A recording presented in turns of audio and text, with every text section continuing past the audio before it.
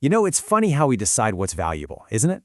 Is it all about being rare and beautiful, or is there something more to it? Today, we're diving into a classic fable that has a surprisingly modern lesson. It's all about a gorgeous apple branch that gets a serious reality check on pride and what it really means to have worth. So picture this. It's May. An apple tree is bursting with flowers, and one particular branch is the star of the show. And let me tell you, this branch knows it's gorgeous. Its beauty is so stunning that a young countess driving by just has to have it, calling it the perfect symbol of spring. And this one single moment, well, it changes everything. So, bam! The branch gets an instant upgrade. It's snipped from the tree and whisked away to a fancy castle. Its whole life is turned upside down. It's not just some branch on a tree anymore. Oh no, it's a centerpiece placed in a beautiful vase for all the high society folks to admire.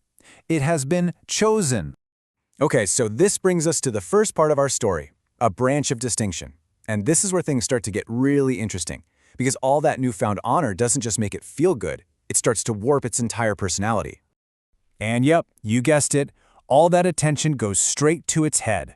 The story actually calls this out, saying this kind of pride is very much like human nature. The branch stops seeing itself as just beautiful and starts thinking it's fundamentally better than everything else. Sound familiar?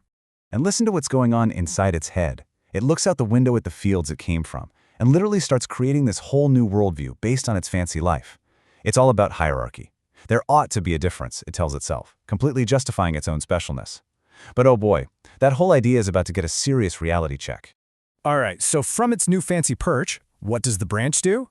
It starts judging everyone else. We're calling this section the view from above because, well, that's exactly what it is, both literally and figuratively.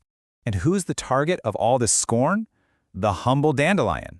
I mean, the story really paints a picture of how lowly it is, right? It's a dog flower that grows in ditches. To our proud apple branch, this thing is rock bottom. This really lays it all out, doesn't it? You've got the apple branch on one side, chosen, beautiful, basically just there to look pretty.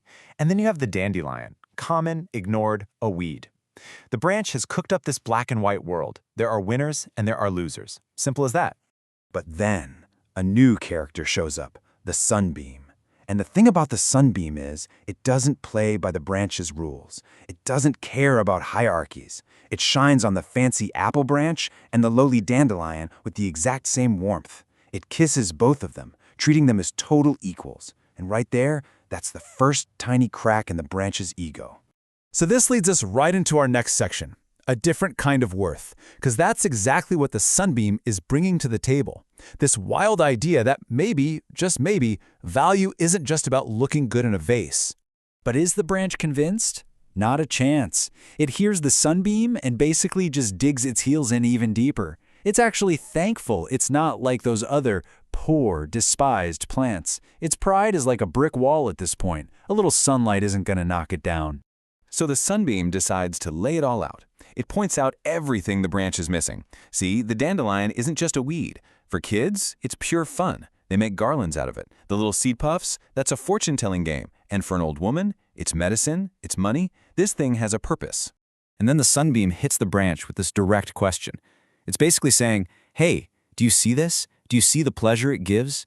Notice it's not asking if the dandelion is pretty. It's asking if the branch can see this other kind of power, the power to make people happy. And the branch's answer? Oh, it says everything.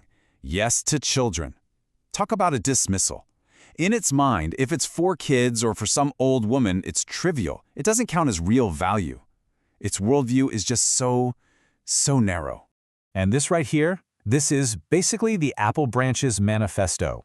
It's arguing that its kind of beauty, the fancy, exclusive, look but don't touch kind, is just better than being useful.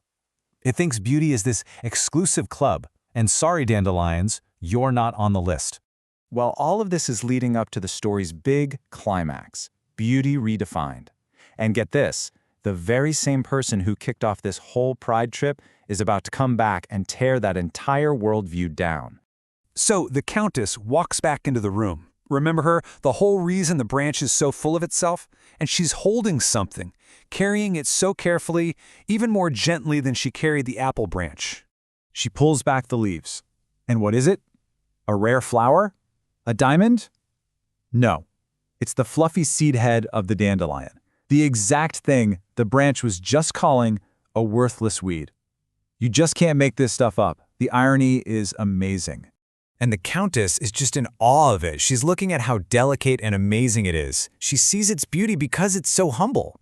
And her words, right here on the slide, they just blow the branch's entire argument to pieces. She says that both of them, the apple branch and the dandelion, have their own unique kind of loveliness. And in that final moment, the sunbeam hits the branch again, and its leaves get this rosy blush. But this time, it's not a blush of pride. Oh no, it's a blush of shame, of humility. It's the look of someone who finally gets it. So what's the big takeaway here for us?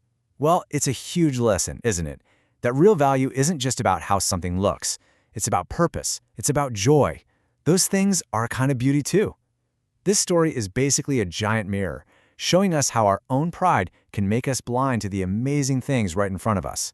It's really a call to action, to open our eyes and find beauty in the common stuff, not just the rare. And that really just leaves us with this one question to think about. What are the dandelions in our own lives? You know, the everyday people or things that we kind of just walk past without a second thought? What amazing things might we find if we just stopped and really looked?